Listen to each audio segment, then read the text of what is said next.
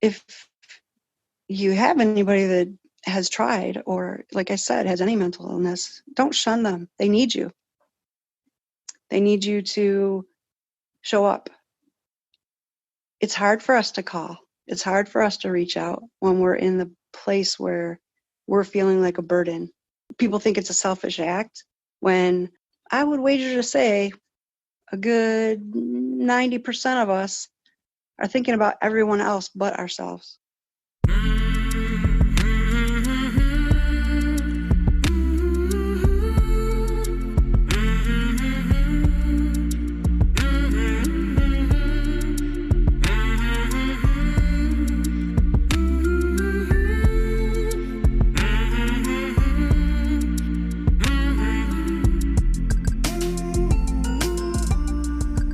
Hey there, my name is Sean.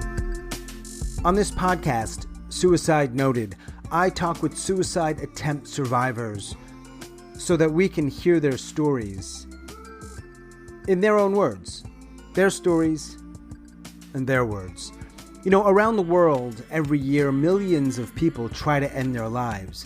Millions. And we don't talk about it. When we do talk about it, we're not very good at it, myself included. So the goal for this podcast is to have more conversations and better conversations with suicide attempt survivors. We are talking about suicide, so this may not be a good fit for everyone. Please take that into account before you listen.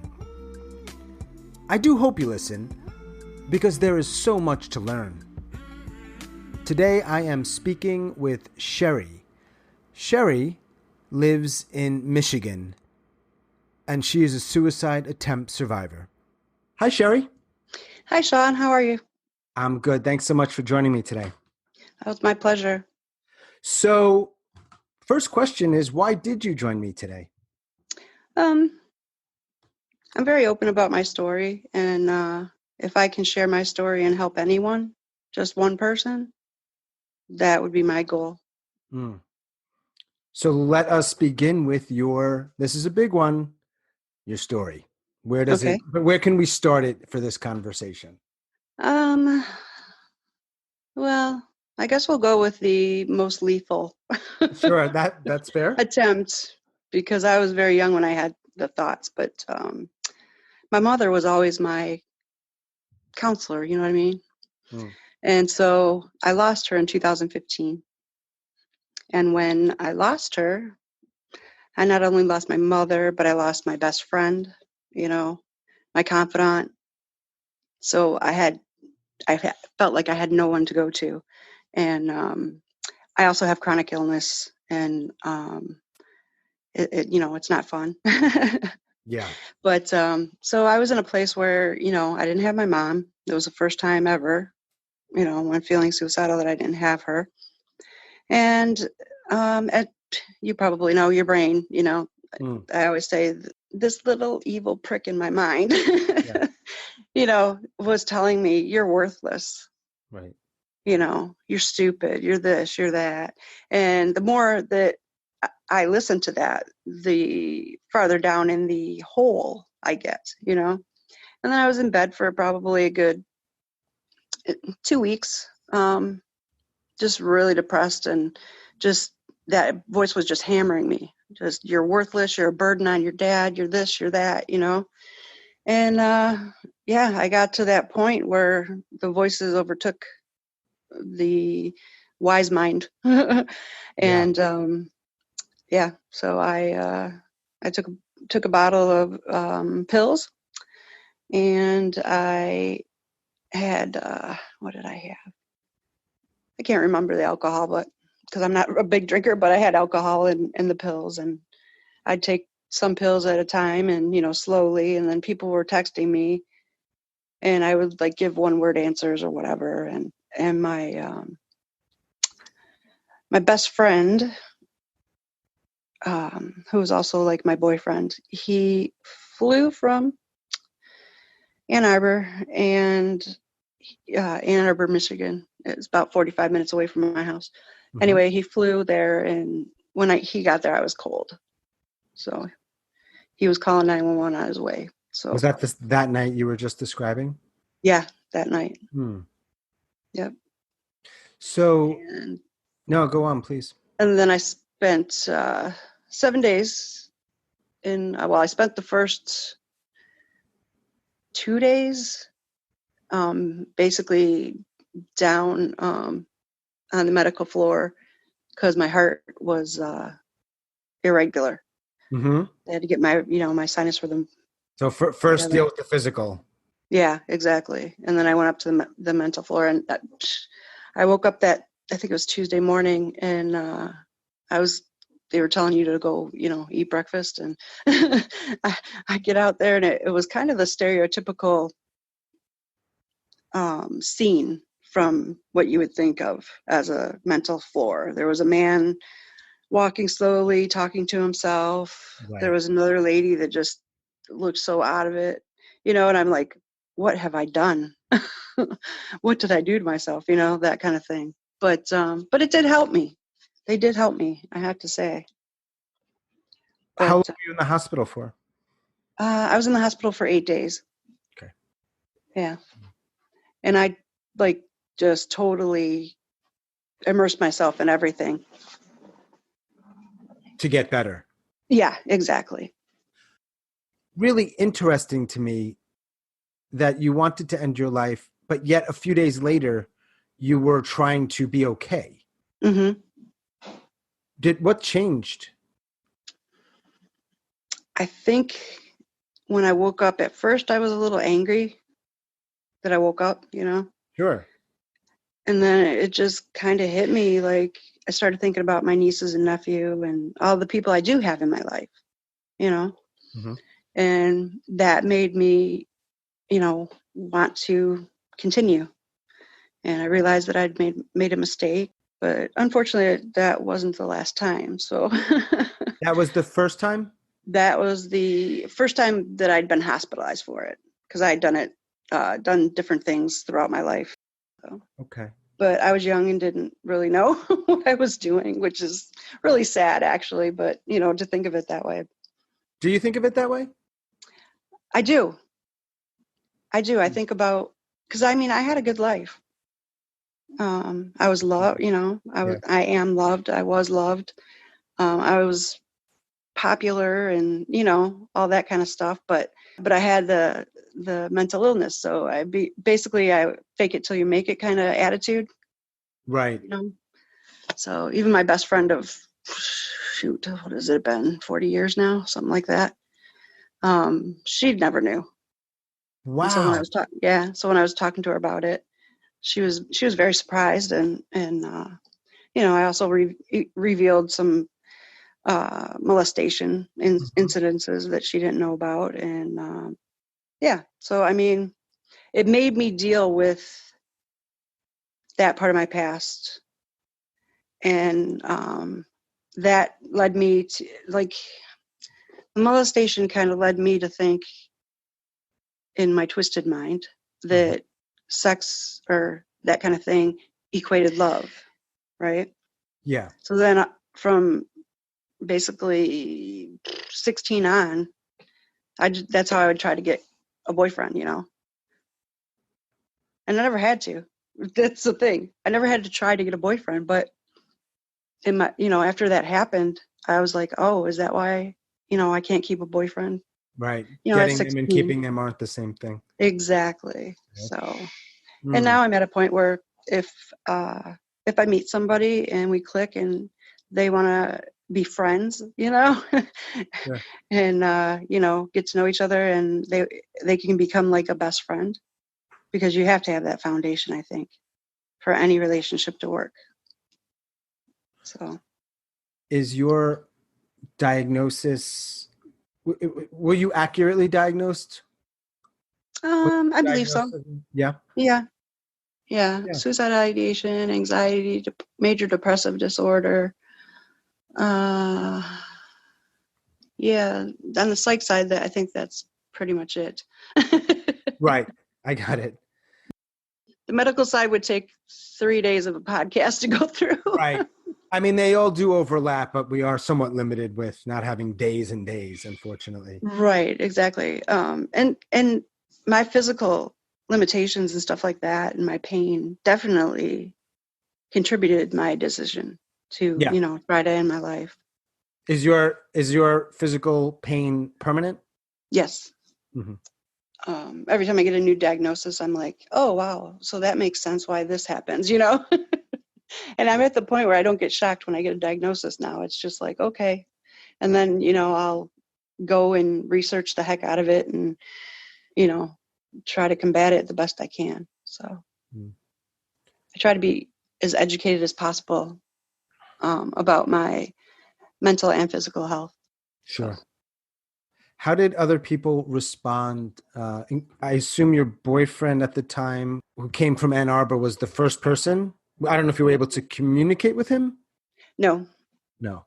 no. In fact, my father was in the living room, but he's old fashioned. He was old fashioned and everything, so he don't understand at all.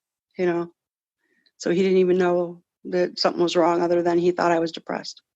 You know, so but I had written a letter. You wrote the note, so to speak. Yes. Yep. Mm. Told them why and apologized basically. Yeah. So it drags you down into this, what I call, like the black hole. Yeah. And there's I believe anyway, that there's a very fine line that you walk when you have disorders like this, between doing it and thinking about it. And it's like a thread, you know what I'm saying? It's Yeah. that thin of a line. Yeah. So, And so but yeah, sometimes those external things are the difference because you're often on that thread. exactly. So if all things are sort of okay, maybe you can balance on it, but something happens. Yeah.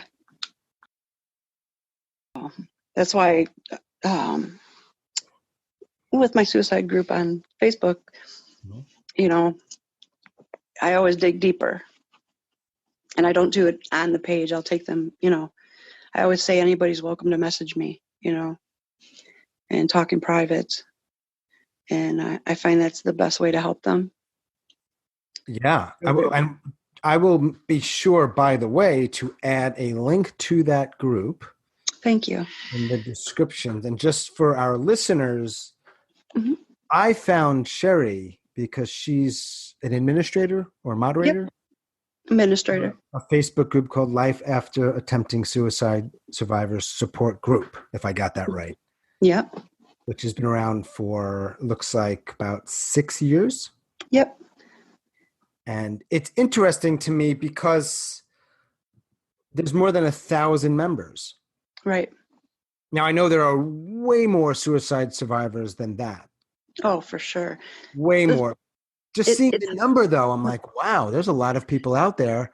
And that's a tiny percentage. exactly. Yeah. Exactly. It's. We get new members, and especially during this COVID pandemic, Mhm. we've gotten so many new members. Which is good, but it's sad at the same time. So Right. You'd like to have no members, but that's probably never going to be the case. exactly. Yep. Maybe. You started that group in June, and you shared with me earlier that your mom passed away. Excuse me, you started the group in 2014. Your mom passed in 2015. Right. Actually, Dawn, she's the other administrator. Mm-hmm. She started the group, Okay. and then after I attempted suicide, it was like a few months after, I was looking for a group for myself, for a suicide survivor, and every group I went to was for the parents and family, because they call them survivors. Right. It's lost survivor or attempt survivor, and there's that whole conversation about that. Right, exactly. And at the time it made me really angry, because it was so much easier to find those groups than to find Dawn's group, you know. And I feel blessed that I found that group. Why do you think there were so few groups out that were in support of those who attempted and are still alive? The stigma, the fear, people fear telling their story because they're going to be rejected or they're going to be shunned. And in this day and age, that's asinine. It really is. It shouldn't be like that at this time, at this point in the world. But, there's other things that we're now protesting that shouldn't be an issue either, Why do you think people fear that? They're afraid they're going to be judged because if you share something with a family member or somebody like that and they judge you, why would you go into a group that might judge you, because you're afraid, because of the stigma. It all comes back to the stigma. From my experience, and I've never tried to end my life, so maybe it's an unfair comparison, but my mental health struggles, I think there's a real valid reason to have that fear. I think it's not necessarily innate. I think it's learned because a lot of people respond negatively. I had hundreds of friends. I was part of the Detroit music scene and supporting local bands and whatnot. And I mean, I'd go into a party or whatever and an event and everybody's like, oh, Cheri, that kind of thing. Mm-hmm. That's been my experience most of my life with one thing or another. And like I told you, I was blessed. Right. But once I did that and people started to find out, little by little, I had fewer friends, and that's the thing. As a human being, when somebody does something like that, to me, your first response should be, go to that person. Are you okay? Mm-hmm. What happened? Try to understand. Don't just, back away and leave them and ghost them, so to speak, because that just adds to the sadness of it all. Even family members have backed away from me. Why do you think people do that? They fear people with mental illness because, let's be real. Nothing on the news or any TV show or whatnot portrays it in the right light. It's always, oh, you're crazy, instead of you're ill. They don't take it as your mental health is the same as your physical health and it needs to be taken care of. It doesn't mean you're crazy. It doesn't mean you're going to go into somewhere and kill people or, that kind of thing. I had my cousin's husband say in a chat that I should still be in the hospital because I'm a danger to myself and others. I have never in my life been a danger to anyone else but myself. That's a cruel thing to say. Isn't it? Yeah. I've forgiven him, but I still can't forget it, so that our relationship isn't the same. It's a very guarded relationship now. Naturally. Yeah. I think if people knew the damage they did with comments like that, I'm imagining some people would still say them because their intention probably isn't very good. So damaging. It's a selfishness to me. Yeah. Which, let's face it, we're in America. Spoiled people, only thinking of themselves is what's getting us into this, I don't want to talk about, the pandemic, but it's what's getting us higher numbers and whatnot now again. Mm-hmm. So it's just pure selfishness and not wanting to broach the subject on an intellectual level. Yeah. Mm-hmm. What you shared about mental illness, I think I agree with what you're saying. It makes sense to me. It's been my experience. I think it's much worse for suicide, though. So people have, collectively, generally speaking, their ideas around mental illness. They're often ill-informed. Mm-hmm.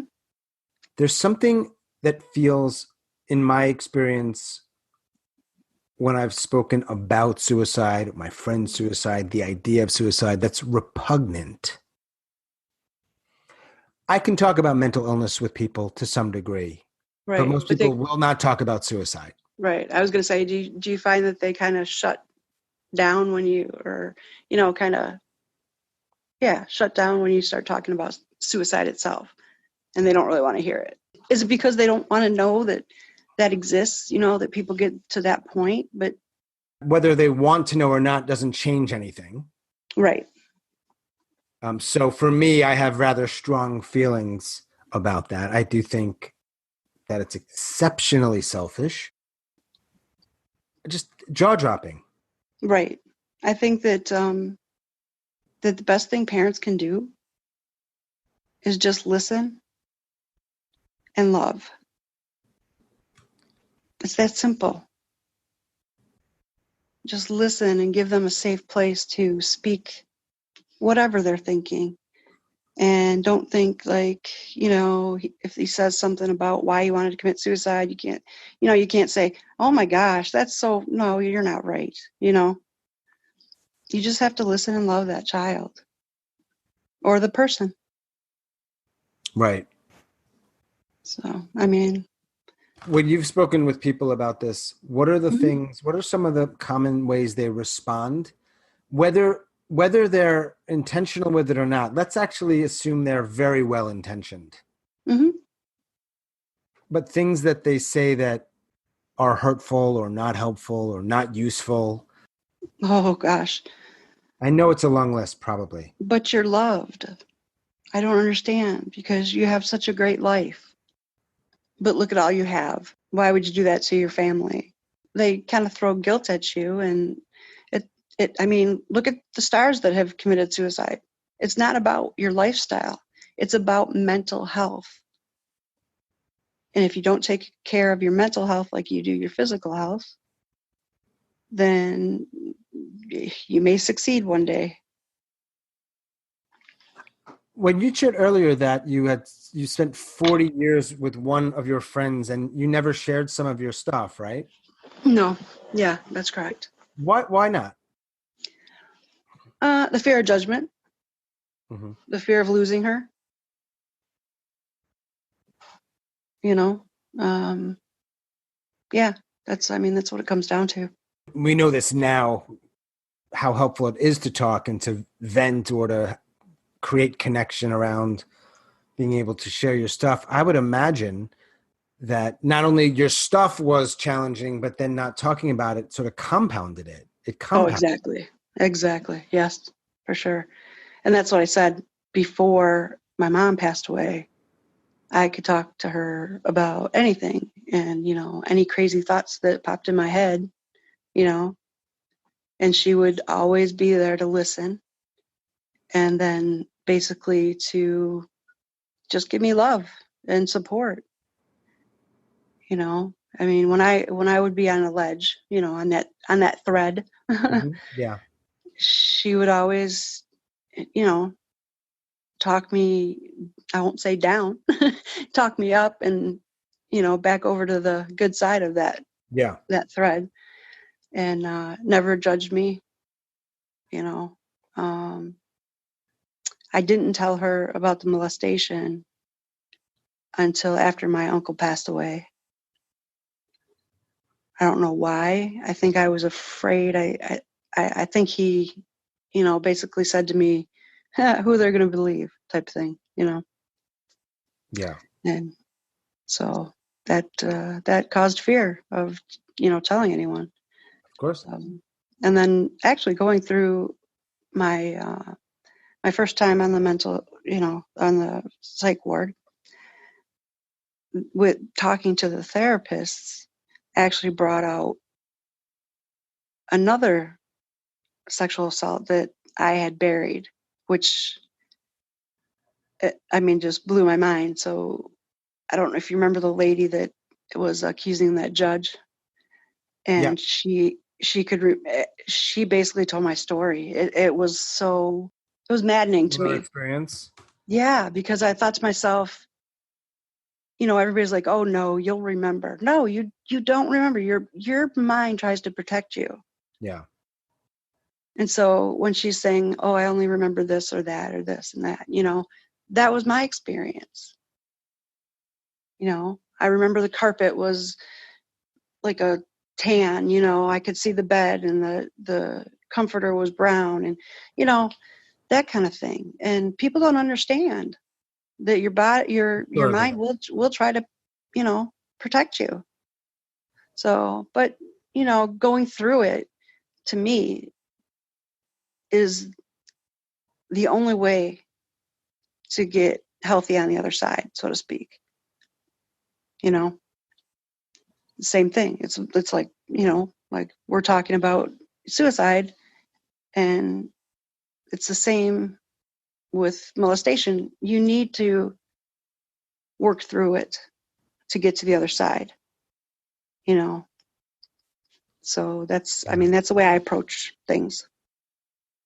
Mm. I try to work through them. I have a great therapist. It's Sounded more like like you a had a big, really great mom too. oh, she was amazing. Mm. Yeah. Yeah. I lost my dad this past October. Wow. Yeah. And, we lived together for so long. He was more like a partner, if you know what I mean. Mm. And not in a, obviously not in a Sure. husband and wife situation. So when I lost him, it was like I felt like I didn't have anybody left, even though I do. I have sisters and I have nieces and nephews and friends and, extended nieces and nephews. So, but yeah, anything like that can trigger that suicidal ideation. Or sometimes it just comes on for no reason, And I've gotten good at actually talking back to it, because that's Oh, something my really? therapist and I talk about, That's like when it's saying, like, I'll say it out loud too. When it's like hammering in my head, I'll be like, oh, you're so stupid. You're so stupid, Cheri, And then if I'm in a good place, I can say, no, you're not stupid. You're smart. You're intelligent, So Yeah, that's so interesting that you could do that and it's helpful, which is wonderful. But if you did that in certain places, people might look at you a couple of times. oh, for sure. Sometimes I don't say it out loud if it comes Yeah. to me, Do what you got to do, Yeah, I say. yeah. And I'm at the point where maybe I would say it out loud and I don't care, Mm. People are going to judge anyway, they judge every little thing sometimes. So it's like, if I'm out in public and I don't know people, then Right. I don't care. I've gotten better, but I still have times, this past winter, I'm amazed that even to this day, I'm amazed that I haven't gone into that hole, you know, because between my dad dying and friction with my sister about my house and, just different things. Mm-hmm. And then the pandemic, and then I was sick. I was in the hospital. So, I was basically bedridden most of all of the winter. And Brutal. then the pandemic hit, and, it's like, really? So, but I've been able to pretty much, beat the thoughts um, that come. I mean, I've had days where I've, or maybe even a week that I've had that, I just, I think of it like a pity party, I guess. And then I'll get to a point where I'm like, snap out of it. Mm-hmm. You're blessed. You yeah. I'm blessed. I really am. So, but it's taken me 5 years to get here. Right. So in those 5 years, you've not tried since?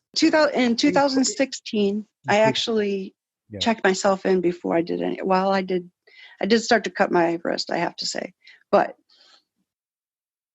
I called and talked to my niece And so my nephew and niece-in-law sent Mhm. a car for me to take me to the hospital. Mm. So, before I got too bad, I was able to pull back and realize I needed help. Yeah. And so, like we talked about earlier, it takes a lot of strength to do that when you're in a place of that much pain. So, but I did go in, and it helped again for a little while, and I was happy and happy-go-lucky, I guess. Hmm. And then, what was 2 years ago? 2018? Yeah. Yeah. And then in 2018, my boyfriend had broken up with me after a year and a half after my attempt, and he felt like he had to watch everything he said. Hmm. Sorry, weather alert. Um, Hmm. had to watch everything he said around me and stuff like that, which wasn't true. I mean, but that was his perception. Yeah. And so, yeah, I thought we had a healthy relationship. He, he was he was my longest relationship. We lasted longer than my marriage. So, Right. but it was on and off for 8 years. But yeah, when he cheated on me and stuff, and he cheated on me in August of 2016. And so then he tried to become friends again after a little bit of time. And we're friends now, but it took a while, you Mm. know. But yeah, so it's just life, I think. And I'm also poor. So, you get labeled, you get, you get labeled, you get judged. Yeah. Doesn't help. No, not at all. So I went in there, came out 7 days later, 8 days, 6 days, something like that. And I was good. And then, And all the while you are starting to at least participate and help out in that group, yes, right? Because that yes, was like a couple years before that. right. Yep. Yeah. And I was doing good. And then at one point I felt like a hypocrite Sure. because, do as I say, not as I do. Yeah, I get that. I get that. Sure. Yeah. But the last time in 2018 was enlightening, I guess. I didn't feel that the hospital had helped me, but they had sent me to a 2-week outpatient thing that ended up being 3 weeks. Okay. But that's where we all, it's a group therapy thing. And you're talking, other people are talking about their stories and whatnot. And it helps to know that there's other people like you. 100%. Yeah. Yeah. Absolutely. This Yeah. is one reason why this lockdown or pandemic is especially concerning. Right. I do know that there's some power in social media. Look, the way we're connecting right now. Right. Exactly. But I don't know if it's a replacement for some of the sort of more enriching connections people make. The first time I had my first therapy visit, therapy with my uh, Zoom on Zoom, it was surreal, and it just didn't feel the same, you know. Right. And I told him, I said, I'm not a fan of this because usually we hug at the end of our session, you know, because you need that human connection. Yeah. And when people say hugs are medicine, they really are.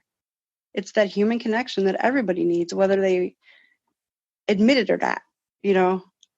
You got other people that are cold and say, oh, I'm all right, I'm good on my own. Well, you may be good, but you seem pretty miserable, you know. Right. Middle-aged But you men like myself. We're good. Don't worry about Aw. me. I don't need a hug. Fine. Don't worry about it. Right, Got work to exactly. do. Yeah, I hear you. Yep. It sounded like you had a good number of people in your life, and this is going back years from what it sounds like, but also in the Oh, more recent stuff when you were hospitalized, like there were, it sounds like a lot of people who turned their back on you or weren't helpful or didn't know how to connect with you, Correct. and a handful that seemed okay with it. Right. Yeah. And in the hospital, every time I've been in there, it's like people are drawn to me, Mm-hmm. and they'll tell me, I mean, this happens out of that, area as well. But whenever I'm in there, it seems people are drawn to me and they talk to me and they tell me their stories and whatnot. And, I just give them advice from my own experience, or I'll say, you need to be honest with because a lot of people go in there and they're not honest with the therapists or, with the psychiatrist. And then it's no help to yourself. You're not helping yourself.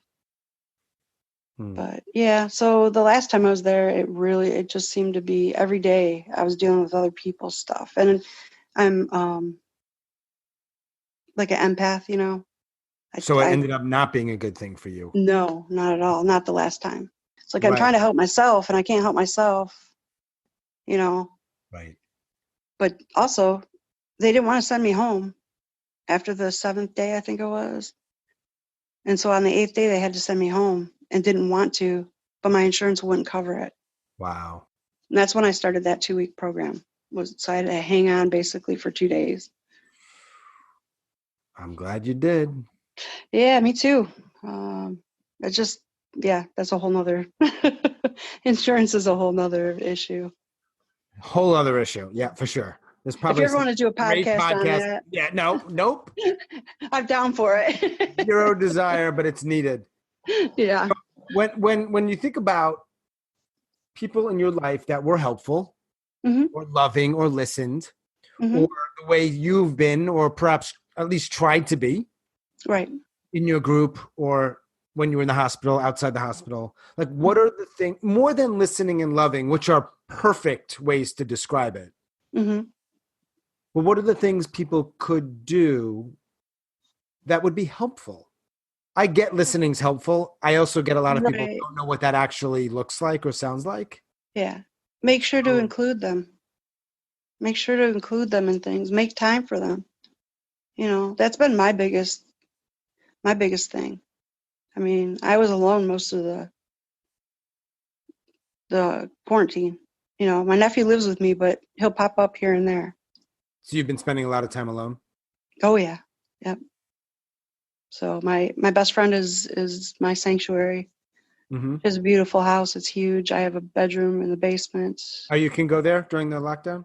Yeah. Yeah, because she doesn't go out either. So we know she's safe, that kind of thing.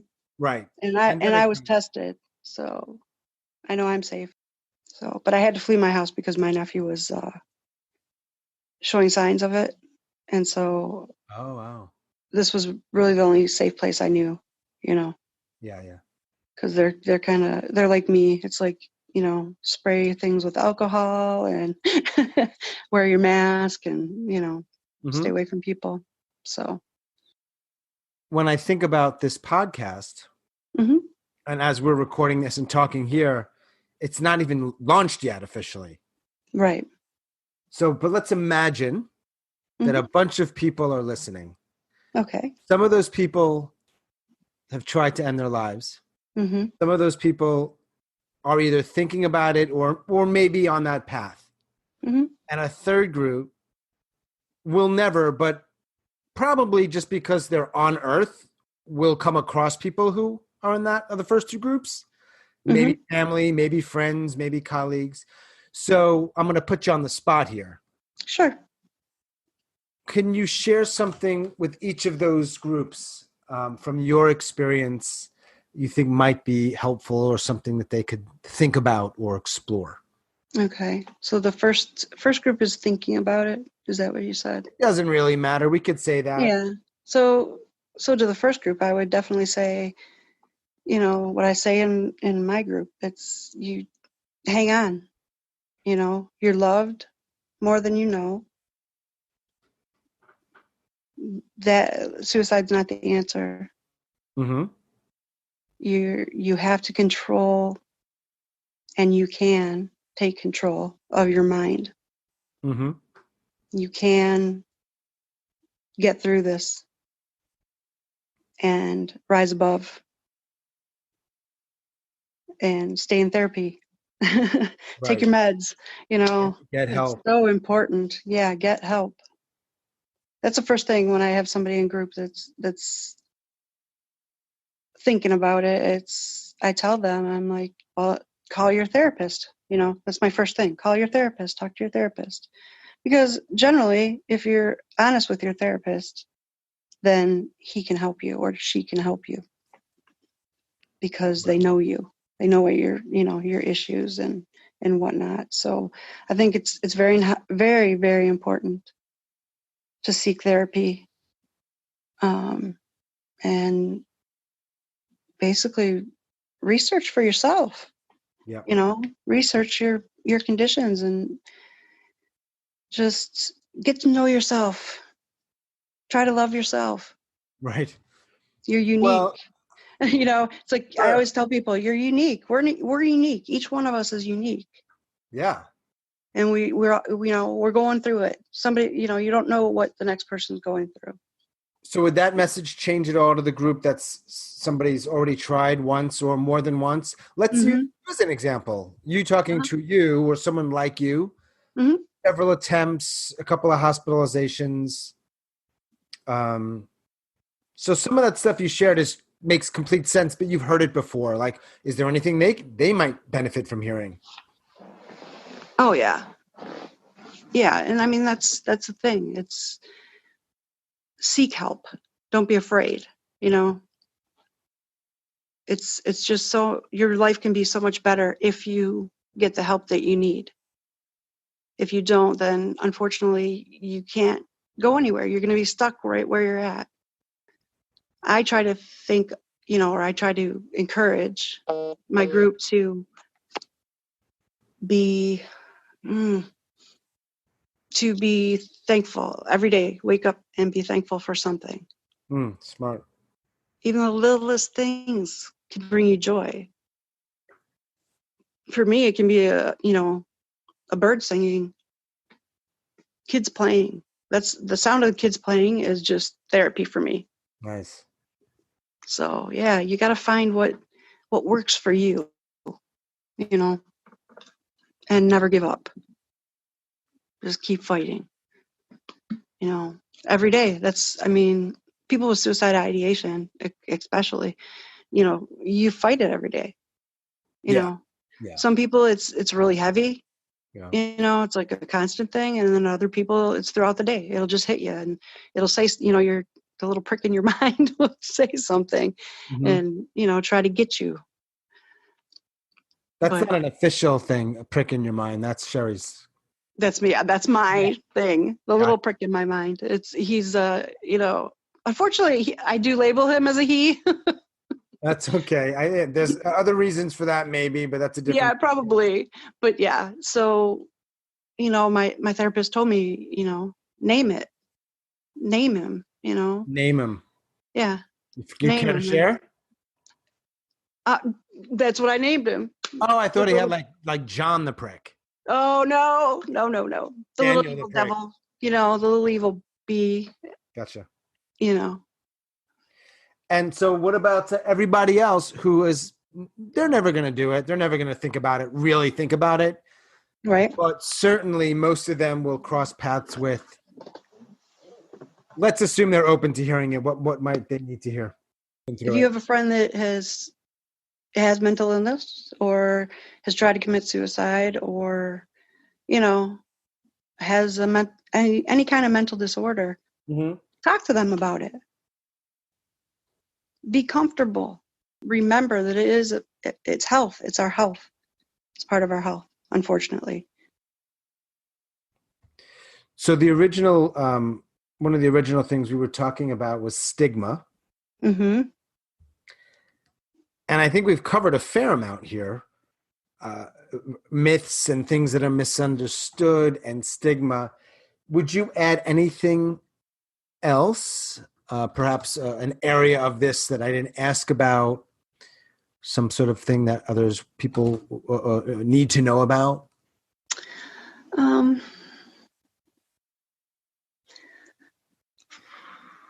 just the fear that a lot of people with mental illness have because of the stigma. And if we can somehow, some way, get rid of that stigma and start talking, and I think that's the only way we're going to get rid of the stigma, is for people to share their stories and for people to realize that it's not a selfish thing. You know, most of the time we're doing it because we feel that we're a burden to others, or, you know, nobody loves us. That, I mean, I've not had that part, but there have been people that felt that way. So just listen and learn. Learning is the key. That's how I feel. Learning is the key to end the stigma.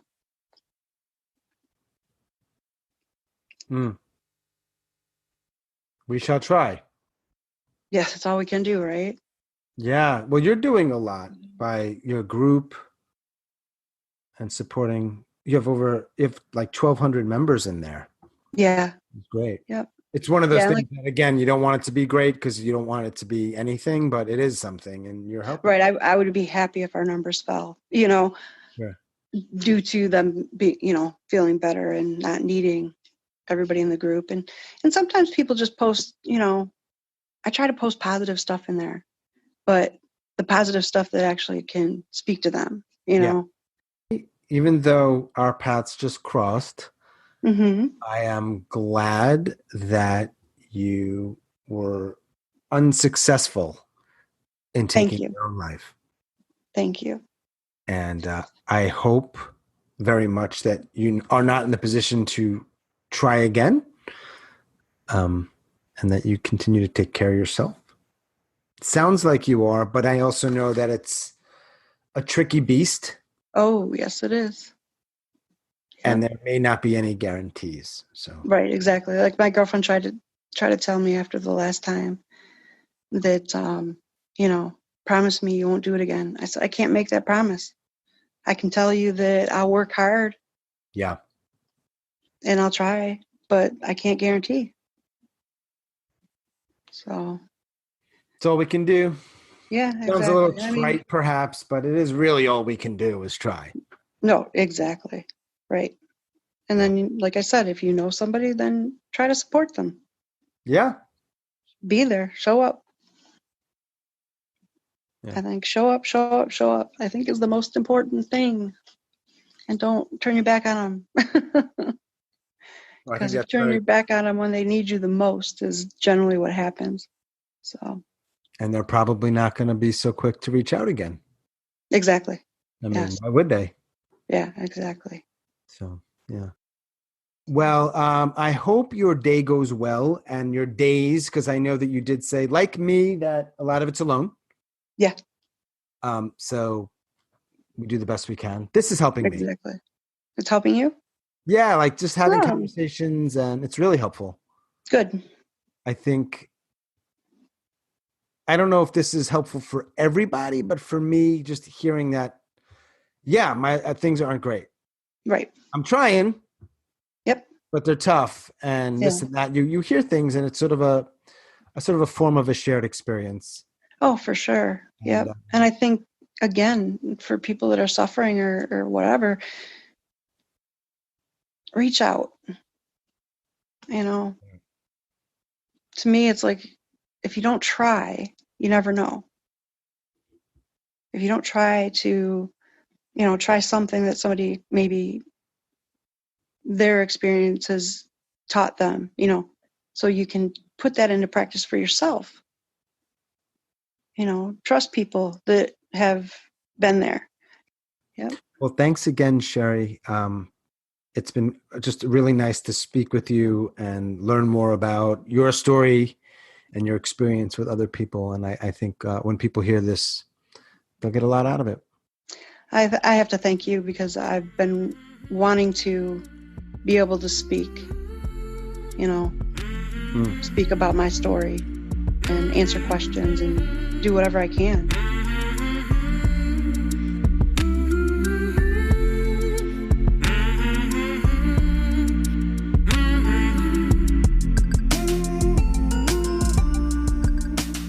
Thanks so much for joining us today.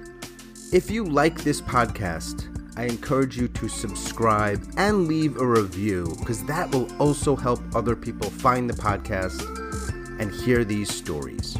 If you or someone you know would like to join us and share your story, you can reach us at hello@suicidenoted.com.